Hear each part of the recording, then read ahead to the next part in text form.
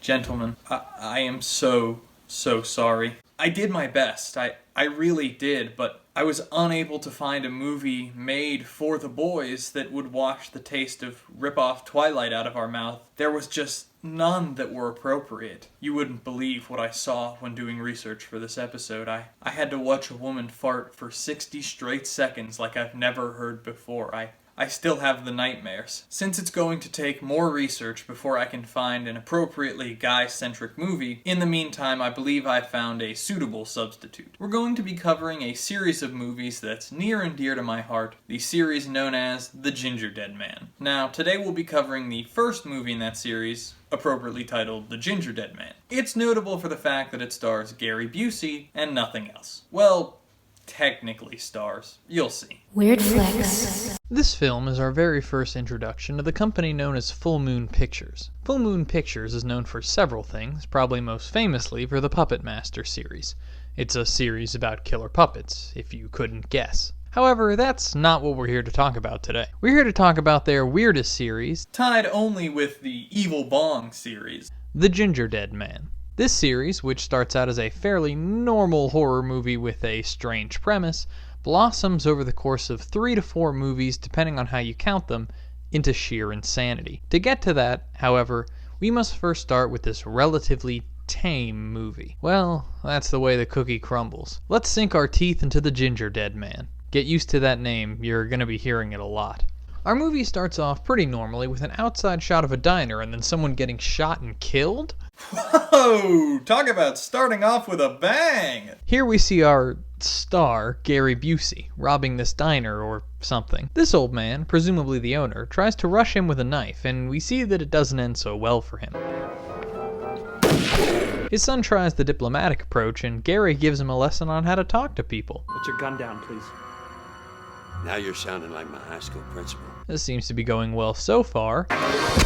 Well, I think he got the point of that lesson. Gary prepares to shoot the girl who was hiding, but stops himself. He has to follow through though, because that's what his mama taught him. You know, I can respect that. Not the killing part. He shoots and runs, and we got our intro sequence. It's very subdued and it's trying to be creepy, which, I mean, come on, read the room. You're a movie about a killer gingerbread man. Why are you going for this? Accept the fact that your premise is terrible and run with it. After this sequence, we open back up on a girl who's getting her bakery ready for the day. Also, I hope you enjoyed seeing Gary Busey, since that's the last time he physically appears in this movie. She reminisces over her dead brother and father, since it's her brother's birthday. Her morning is interrupted by a knock on the back door of the warehouse. She gets freaked out, but manages to summon the courage to check it out. She finds a package labeled Grandma's Gingerbread Spice, and sees a hooded figure walking away from it. Rather than immediately throw it out as any sensible person would do, she brings it inside and meets one of her fellow employees. His name is Rick, and he's big into wrestling. Yeah, that's it. That's his whole character. He tries to invite her to WrestlePalooza, Which I'm sure is just every girl's dream. He's apparently going to be a part of the show, with the persona The Butcher Baker. No, I don't know why he's called that. Yes, it's very stupid. One thing that I do know is that this guy is a klutz. He slices his arm open as he's opening the box of spice and then bleeds in it.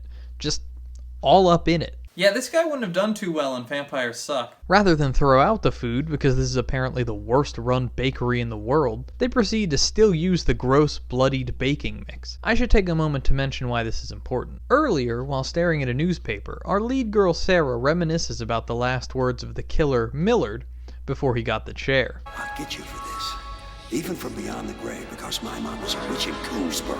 You are finished. Apparently, the killer's mother was a witch who's going to bring him back so he can kill Sarah. Now, I have a huge problem with this. I'm assuming my knowledge of magic is spotty at best, but I'm assuming the blood was an important part of the ritual to make a killer gingerbread man. Now, if that's the case, what if Klutzo hadn't have sliced his arm open here? Were there razor blades on the inside of the box to make sure someone cut themselves? What if the blood hadn't have gotten in? Why am I even bothering to question this? We continue to meet the rest of the small bakery, including the cashier girl, who I'll call Cakey for reasons that will become evident, and Sarah's mother, who is attempting to literally shoot their competition. I admire her gumption.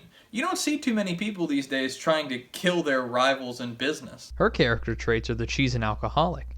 You can tell this because she leaves Jack Daniels bottles everywhere. Keiki ushers her home after she shoots down a banner, and shortly after we meet Doug Dimmadome, owner of the Dimsdale Dimmadome. If you hadn't guessed, I don't remember his real name. I could call him Daddy since that's the only thing his daughter Lorna calls him, but I'm not gonna do that. Maybe Alex will. Yeah, I'm gonna pass on calling him that, but thank you for the offer. What seems to be the problem, little lady? Not a fan of Southern gentlemen? Who are you calling little lady? And in my personal experience, Southern gentlemen aren't really fans of me. I don't think it's just them. I haven't met any gentleman that's a fan of you. You're one to talk. Like you fare any better with women. He wants to buy her business because he represents Walmart and Sarah represents small businesses for all you English majors out there. She refuses because her family legacy is apparently not worth $50,000 and goes back inside to feel bad near Klutzo. This movie has felt like some kind of a Hallmark movie up until this point. Other than, of course, the occasional shots of gross looking baking materials with like hands and stuff poking out of them. So, still a regular Hallmark movie. Speaking of, hey Alex, didn't you used to work at Panera Bread? Is using baking materials with blood in them standard procedure? I want to start off with a disclaimer. I'm currently no longer working at Panera due to COVID-19, but I do have plans on returning to the company because I genuinely love my job and I love my coworkers. Also, I don't speak for Panera. I simply just was an employee there for 2 years. That being said, when I was working at Panera, I was not a baker. However, I did throw cookies into the oven on a few occasions, and I can tell you, there is no blood in any of our baked goods. It is completely unsanitary and is not what Panera Bread stands for. Well, sorry, I fell asleep. I wasn't listening to what you were saying. Something about definitely use blood while baking? No. There's no blood. I'm going to say this one last time for everyone. There is no blood in the baked goods. Well, I guess I've been baking incorrectly then. Chris, that is gross. Sarah goes about normal baking things, making a pretty ugly gingerbread man that she puts in her industrial-sized oven that doesn't look like an oven. She hears a noise and, probably assuming it's a killer gingerbread man, goes to investigate. She instead finds Lorna, Doug Dimmadome's daughter, try saying that 3 times fast, who is in the act of planting a rat in her bakery. And oddly enough, that is not a euphemism for something. They have a fight scene, if you count vaguely slapping each other as fighting, until they almost electrocute themselves and cause the oven to malfunction, turning it into I don't know what. That electricity between those antennae remind me of something, but I just can't remember what it is. Also, was this a necessary step in making the Gingerdead Man? I don't see how the witch could have possibly planned this out. You know what? I shouldn't come grain. Was that funny? Please laugh. The fight is broken up by some punk rocker looking dude named Amos, who now I'm wondering if his name is a reference to famous Amos cookies. Nah, probably not. That's too clever for this film. He's Lorna's boyfriend, but knows Sarah as well, and he doesn't seem too happy with Lorna's Ratatouille impression. Before the argument goes any further, however, they get distracted by something moving in the oven. I'd like to note that we're about 30 minutes into our 70-minute movie before we even see the titular character. They go to the oven to see what it is, and my guess is the Pillsbury Doughboy. The hell is that?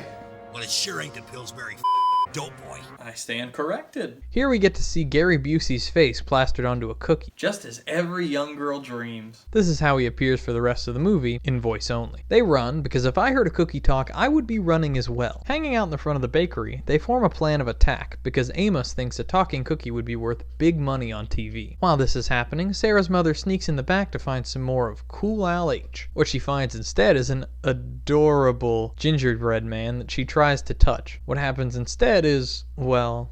Ever try a lady finger? Yeah! Oh man, he makes quips, and they're not even terrible? This guy is shooting right up to number 1 on my list of pastry-based villains. He dumps her in a laundry basket where she's found by Keiki, who gets whacked with a frying pan for her troubles. Meanwhile, our heroes attempt to ambush the criminal cookie while he's, eating in the oven?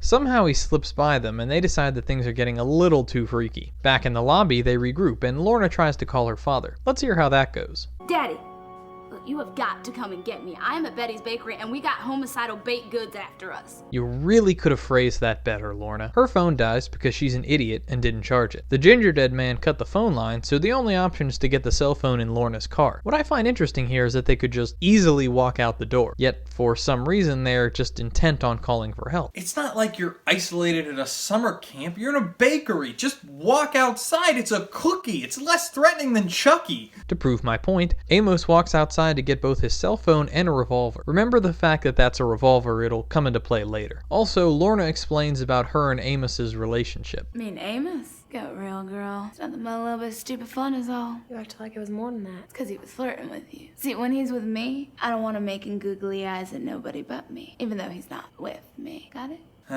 Typical women. At least I think so. I don't date much. Or at all. He comes back inside, and Amos is an idiot because his phone is dead too. The power goes out, and Amos and Sarah go to investigate. They talk, but it's boring. Meanwhile, Lorna's father has actually decided to show up for some reason, and while investigating what's going on, gets run over by the Gingerdead Man. Now that's awesome! Hold on.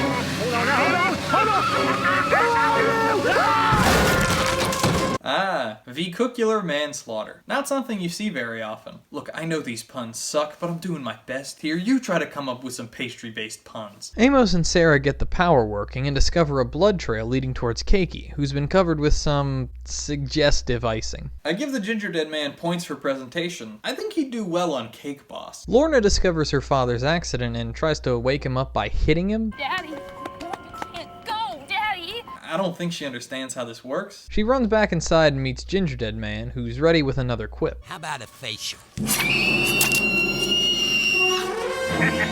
Lorna can't stand her slightly scarred face and runs screaming to the others. She's tired of this Oreo deal and goes to leave. Well, until she gets a knife in the brain. Talk about your stabbing headaches. They assume he's booby-trapped the exits, which I guess. But all this means is that they absolutely should have left earlier when they could. Oh, and the Gingerdead Man takes the time to insult a rat for some reason. Want a piece of me?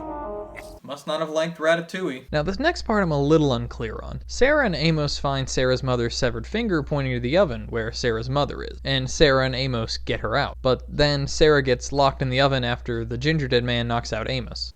Alex, I hate to ask, did I miss something here? Yeah, so most industrial ovens would have a handle on the inside just in case if something like this was to happen. However, we've established that this bakery is in financial ruin, so I highly doubt that they can afford an up-to-date oven that meets safety regulations. So it's completely plausible that Sarah would get stuck in there. You know, while that's not what I meant, that was honestly really informative, so thank you. Yeah, no problem, but what did you mean? I mean, why did she go back into the oven in the first place?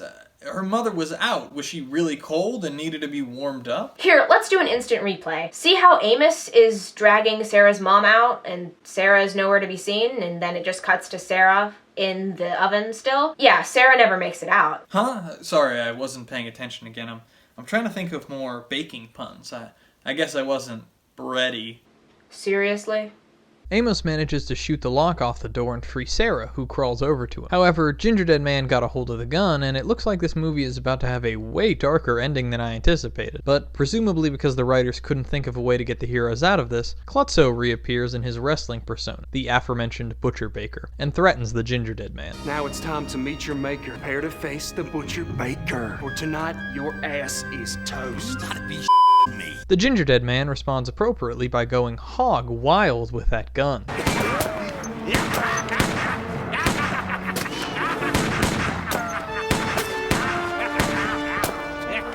Now, I can understand how the people didn't get shot during this scene, and I can suspend my disbelief that the cookie can fire a gun. But how the did this revolver hold so many bullets? This has, without a doubt, completely ruined this movie for me. Keiki, who is somehow fine now, knocks out the Gingerdead Man, and Klutzo starts to eat him for some reason? You know what? Never mind. I'm super back on board with this movie. The cookie has blood as well, and I feel compelled to make a quip as he dies. How about bite me, or maybe that's the way the cookie crumbles? Got milk? I liked mine better. I'm a little concerned about the fact that that cookie had blood, but I guess it's Klutzo's blood, so he'll probably be fine. Everyone celebrates, Klutzo chugs milk, and it seems like the movie's over. Wait, there's still like 10 minutes left to this. What still has to happen? They already defeated the Gingerdead Man, right? Wrong! It turns out that Klutzo is evil now, since by eating the Gingerdead Man, he's now become him. I guess that was the witch's plan, but again, this is a really stupid plan. He threatens Sarah, but everyone gangs up on him and shoves him into the oven without much of a fight. He gets baked, and everyone ends up okay. We fast forward to some point in the future where Sarah's having a bake sale for a hospital's benefit. Kids come up asking for gingerbread cookies and, well, watch. Do you have any gingerbread cookies? Not if you're lucky, I don't. Actually, an older lady stopped by just a few minutes ago and dropped off some of these cute little rascals. Couldn't you just die? And that last bit of rampant unprofessionalism is the icing on the Gingerdead Man. If you think I'm gonna come on here today and talk about a hidden, deeper meaning behind the Gingerdead Man, then you're wrong. It's the Gingerdead Man. There is no hidden, deeper meaning. No, I'm just here to complain about the whole his mom is a witch thing. Like, why is his mom a witch? What does that add to the plot? If his mom is a witch, why isn't he a witch? And if his mom is a witch, why is he robbing cafes? He does not need the extra cash. Trust me, there are plenty of spells online for you to manifest some extra cash into your life. Our boy Gingy here could have just gone to his nearest witchcraft supply store, picked up a malachite crystal, a green candle, and done the ching ching ching goes the money tree money mantra that's all the rage on TikTok. And if he couldn't have done it, his mom could have. I don't know if you were paying attention, but she literally brought her son back from the dead, okay? If she can do that, she can do a little ching ching ching goes the money tree, get some extra cash, and keep her son off of death row. Also, his mom is an evil witch. I don't like this portrayal. Witches aren't inherently evil, and we need to stop portraying witches as evil. This is the 21st century. I thought we left the Salem witch trials behind us. Anyways, that's all I have for you today. Right back at you, Chris. I'm not gonna lie, this film was decently entertaining. As it went on, it sort of grew on me as we saw more and more of the Gingerdead Man, probably one of the worst villains in movie history. I could have done without the extreme 30 minutes of character building, and there are some parts when the movie felt like it was taking itself just a little too seriously, but the stuff that's in here is really, really good. In my opinion, this movie takes the cake. If you're interested in watching it yourself, you can check it out on the Tubi streaming service or on Amazon Prime. One last thing. For some reason, people are actually subscribing to this channel, and while that comes as a complete shock to Alex and I, we'd like to celebrate it nonetheless. As such, when we reach 50 subscribers, we'll be doing a special video where we read and answer some of our favorite comments from across all of our videos. So stay tuned for that. I hope you've enjoyed this episode. Be sure to come back next time when we'll be talking about Gingerdead Man 2, The Passion of the Crust. No, seriously. Thanks for watching, and remember, Weirdflix watches what no one else will. Hey.